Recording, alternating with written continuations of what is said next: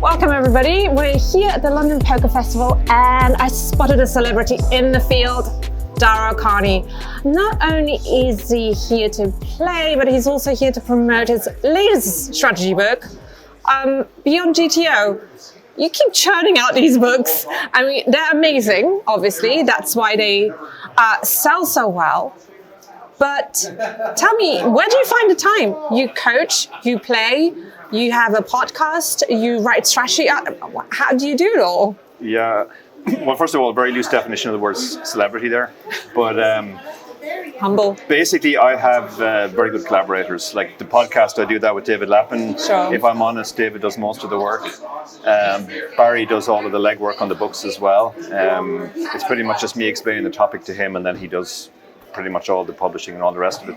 So it doesn't take as much time as you might think. But also, like, you know, I'm 15 years into my poker career now. I still love it as much as ever. I pretty much don't take days off. Even if I'm not playing, I'll do something else. I'll write or interview somebody for the podcast. Yeah, you live and breathe poker, basically. Yeah. Talk to me about that collaboration with Barry. So you said you talk to him. How does it, like, do you just chat and then he takes notes? So how does that work? Who structures the book and who comes up with the overall theme? Yeah, it's changed down the years. Barry initially approached me and he had a very specific idea to write a satellite book because he had written a piece called 10 poker books that should have been written but never were, and one of them was satellite books. A book on satellites, and a few years later, still no book on satellites. So he thought, okay, I'll ask Dara, who specializes in satellites, if he'd be interested in writing a book. So we wrote that book. That was probably the easiest book because that was literally just me explaining to Barry everything I knew about satellites. We agreed the structure between ourselves. We didn't structure the way you might think, like the logical way of a lot of people would think is, you know, the start of a satellite, the middle of a satellite, and the end of a satellite. But we thought, well, all of the most important stuff is actually the end of a satellite. So let's put that at the start. Right. And then the other stuff. And it's been the same ever since. We come up with the different topics, discussion. Barry's obviously fairly savvy in terms of what people are looking for. He works for poker strategy. And the subject has to be interesting to both of us. It's evolved over the years because when we started, Barry really wasn't very good at poker, so it was really me just explaining stuff to him. But he's gotten better and better, and he's actually gotten very good with the solvers now as well. So these days it's more of a genuine collaboration. Like, we'll discuss a spot, he'll run off and he'll do the solves, and then we'll discuss the output, and then we'll decide what's the best way to put that into the book. What number book is that now? This is number 6. Any more coming up? Yeah. We're actually currently working on 3 different ideas at the same time. We're not sure which will come out first. All of them have possible things that we're waiting for. So rather than hit a roadblock and have to stop, we thought, well, we'd start all 3 books and they'll all come out at some point. Okay. Well, you're giving us all this insight and all this content on this. One of the reasons your books are so successful is because they give amateur players and recreational players and some even professional players a really good insight into very complex ideas and complex theories and strategies. I mean, I don't want to say dumb it down. I would like to say that you simplify them to such a degree, it's very easy to understand and remember. I think that's the important part. And this is what I personally have gathered from your books, and I feel has contributed to the success of your books because you've sold thousands of these. So I'm very happy for your success. On the flip side, you're improving everybody else. Yeah. Not really good. So the edge is getting smaller and smaller. Yeah, the edges are getting smaller, but I think people who are highly motivated are going to find out the information anyway. So we might as well be the people that help them. When I talk to other poker authors, they say, like, you put too much into your books. You're not supposed to put everything in. Just put in enough to, like, give them a flavor for the topic. But that's never been our approach. Our approach is, like, if we're going to do it, we're going to put everything we think is important in, and also remember who our audience is. Right. And who the audience is super important. If you don't remember that you're writing for recreational players and you write at too high a level, then your book is useless to them. They're just not going to get it. So that's something we've always been very conscious of as well. And Barry was very useful at the start because Barry was our target audience, essentially, recreational wants to get better.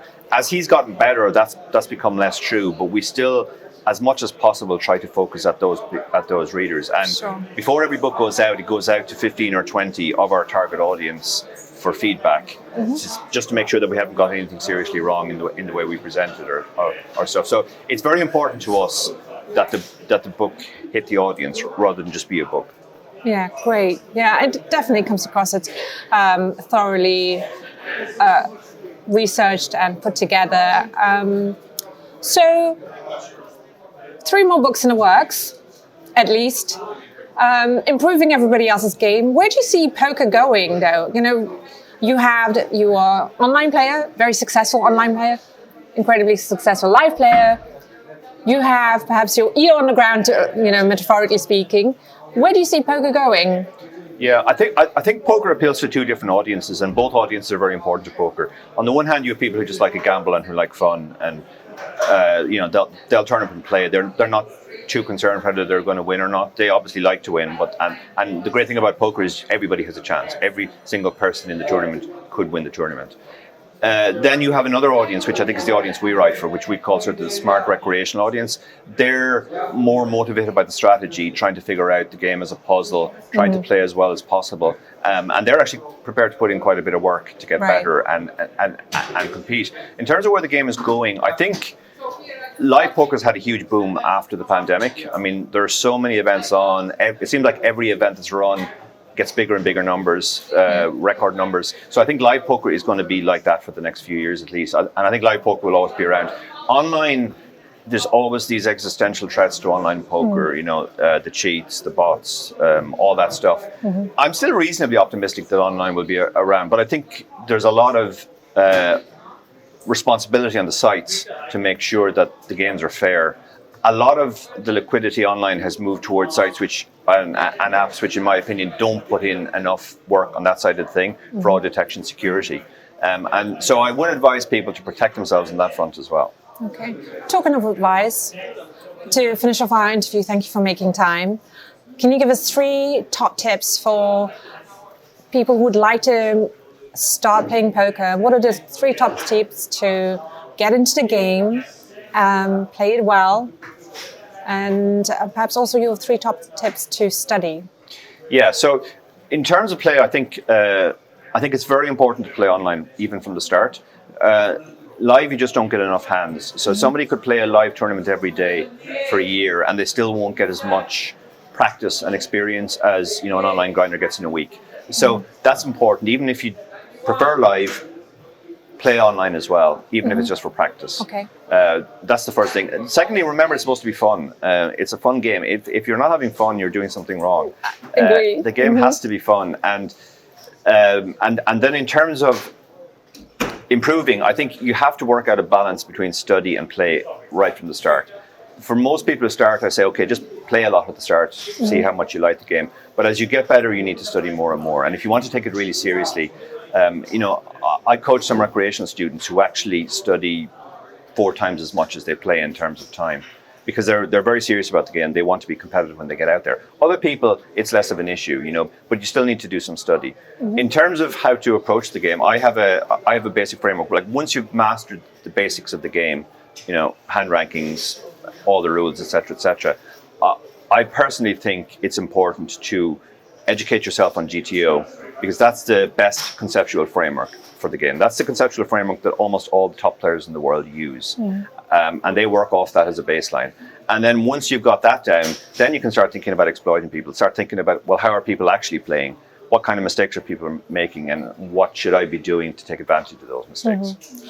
This just sounds like any other field and profession or hobby you want to get into. Get the foundations right and then build up from there.